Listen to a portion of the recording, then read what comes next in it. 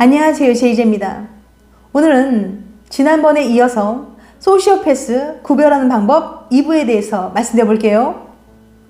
구독과 좋아요, 알림 설정까지 해주실 거죠? 그럼 바로 시작할게요.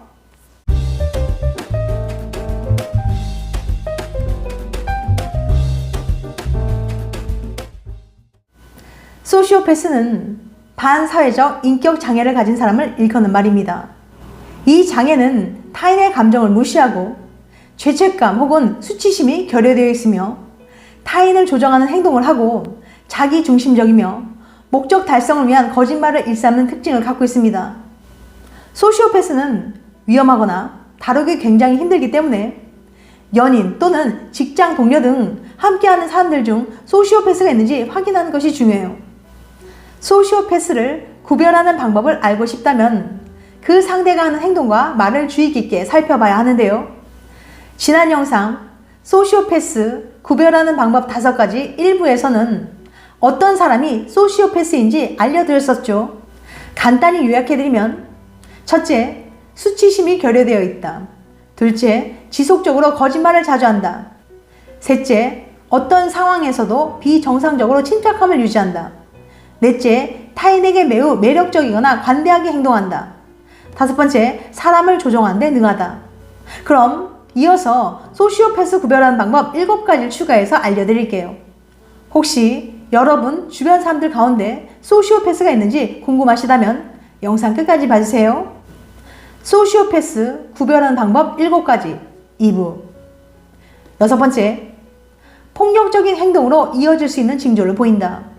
소시오패스 중에는 어릴 때 개구리, 고양이, 강아지와 같은 연약한 동물이나 심지어 무방비 상태의 사람들을 고문한 적이 있는 사람도 있습니다. 이런 폭력성은 항상 실행되기 마련인데 절대로 방어적인 폭력이라고 할 수 없어요. 그들은 어떤 것으로도 이야기를 만들어낼 수 있고 다른 사람들이 하는 말을 왜곡할 겁니다. 만약 그런 행동으로 난처한 상황에 놓이더라도 그들은 오히려 다른 사람들을 비난하며 자신이 드러나지 않는 한 자신을 이해해주는 사려 깊은 사람들을 이용할 거예요. 이는 자신을 숨기기 위한 연막작전이자 상황을 혼란에 빠뜨리려는 행동에 불과합니다. 어떤 사람이 겉으로 차분하지만 이런 모습들을 보인다면 언제든지 폭발하거나 폭력적으로 변할 수 있어요. 이것이 바로 소시오패스들이 하는 행동입니다. 7번째, 지나치게 자존심이 강하다. 소시오패스는 종종 과대망상을 가지고 있고 자신이 세상에서 가장 위대한 사람이라고 생각해요. 비난에는 완전히 묵묵부답이며 자신에 대해 부풀려 생각하는 경향이 있습니다. 또 특권의식이 있어서 다른 사람들이 자신에게 뭔가를 해주는 걸 당연시하지만 그들의 행복은 생각하지 않아요. 다른 사람을 진심으로 위하지 않고 오직 이용하려는 생각밖에 없습니다. 소시오패스는 자신의 능력에 대해 비현실적으로 생각하는 경향이 있는데요. 예를 들어서 실제로는 노래나 춤에 소질이 없는데도 불구하고 자신이 노래와 춤에 엄청난 재능을 가지고 있다고 믿는 식이죠. 이런 사람은 망상적인 기질이 있거나 자신의 속임수에 번지르르한 핑계를 더 씌우기 위해서 그런 행동을 하는 거예요. 또한 소시오패스는 자신이 뛰어나다는 증거가 없음에도 주변에 있는 누구보다 자신이 뛰어난 사람이라고 믿습니다. 그리고 소시오패스는 완전히 자기애적 성향을 띱니다. 그렇기 때문에 다른 사람들의 말에 귀를 기울이기보다는 자신에 대해 말하는 것을 좋아해요. 또한 세상에 있는 사람을 관찰하기보다는 많은 시간을 거울에 비친 자기 자신을 보는 데 사용합니다. 일반적으로 다른 사람이 하는 말을 듣기 싫어해요. 8번째, 진정한 친구가 없다. 모든 사람이 친구라는 복권에 당첨되는 건 아니지만 어떤 사람에게 진정한 친구가 단 한 명도 없다면 경계해야 합니다. 그들은 친구처럼 보이는 하인을 여러 두고 있을 수 있어요. 하지만 그 하인들은 그 사람이 막대해주길 바라거나 빈대붙기 좋아해서 그 사람 주위에 있는 것 뿐이죠. 중요한 것은 그 사람이 누군가와 의미 있는 관계를 지속하고 있느냐입니다. 만약 당신이 소시오패스라고 의심하는 그 사람이 친구가 거의 없는 사람이라면 어딘가 이상한 구석이 있을 가능성이 높아요.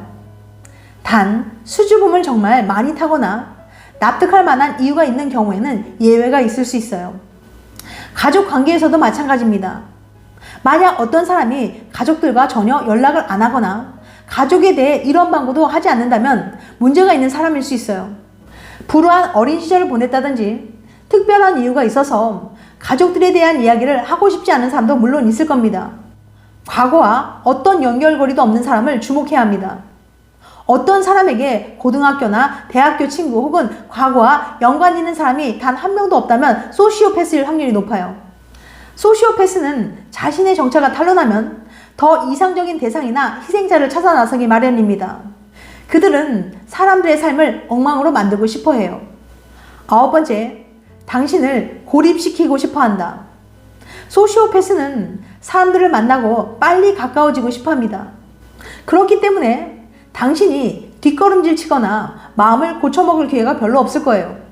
만약 소시오패스와 연인관계로 발전되면 몇 주도 안 된 사이임에도 불구하고 당신에게 열과 성을 다하는 모습을 보일 겁니다. 또 당신은 그들을 소울메이트라고 여길 수도 있어요. 그들은 사람의 마음을 잘 읽고 당신이 듣고 싶어하는 말만 하기 때문이죠. 소시오패스는 당신이 누군가 가까이 지내고 싶은 욕구나 소망을 가지고 있다는 사실을 알게 되면 좋은 기회로 여겨 그 욕구나 소망에 꼭 맞는 가면을 쓸 겁니다. 결국에는 당신을 세상과 공유하지 않고 독점하고 싶어 할 거예요.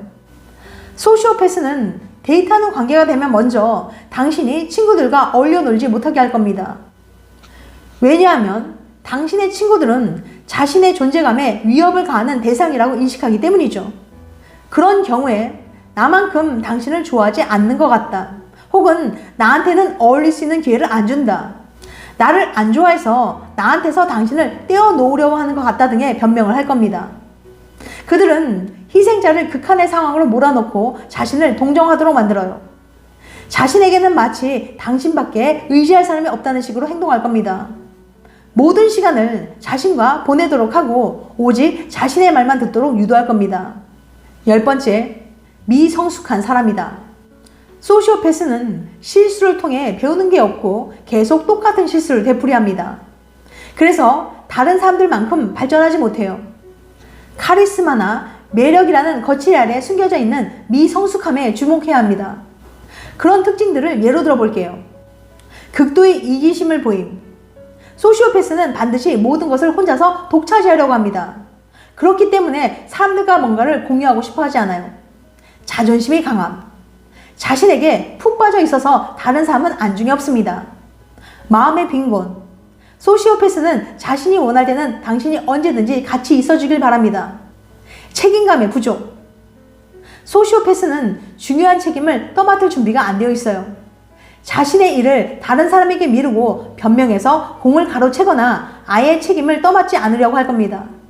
11번째, 가스라이팅을 한다. 소시오패스는 남을 잘 속이기 때문에 피해자들이 마치 자신이 문제의 원인이라고 느끼게끔 만듭니다. 의학 용어로는 투영이라고 하는데요.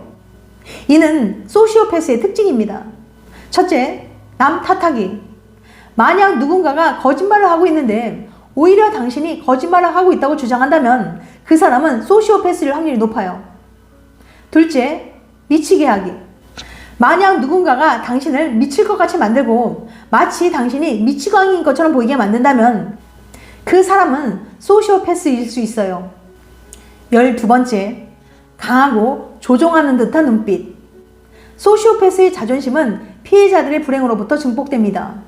만약 누군가가 당신을 위협하기 위해서 차갑고 멍한 눈빛으로 쳐다보고도 당신이 느끼는 긴장감에 대한 죄책감을 보이지 않는다면 그 사람은 소시오패스일 확률이 높습니다. 지금까지 소시오패스 구별하는 방법 7가지에 대해서 말씀드렸어요. 다시 한번 요약해드리면 소시오패스 구별하는 방법 7가지 2부. 6번째, 폭력적인 행동으로 이어질 수 있는 징조를 보인다.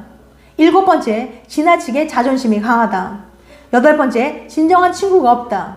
9번째, 당신을 고립시키고 싶어한다. 10번째, 미성숙한 사람이다.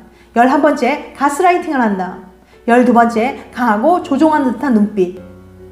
다음엔 더 재밌고 유익한 영상을 찾아뵐게요. 끝까지 시청해줘서 감사합니다. 다음에 또 봬요. 안녕.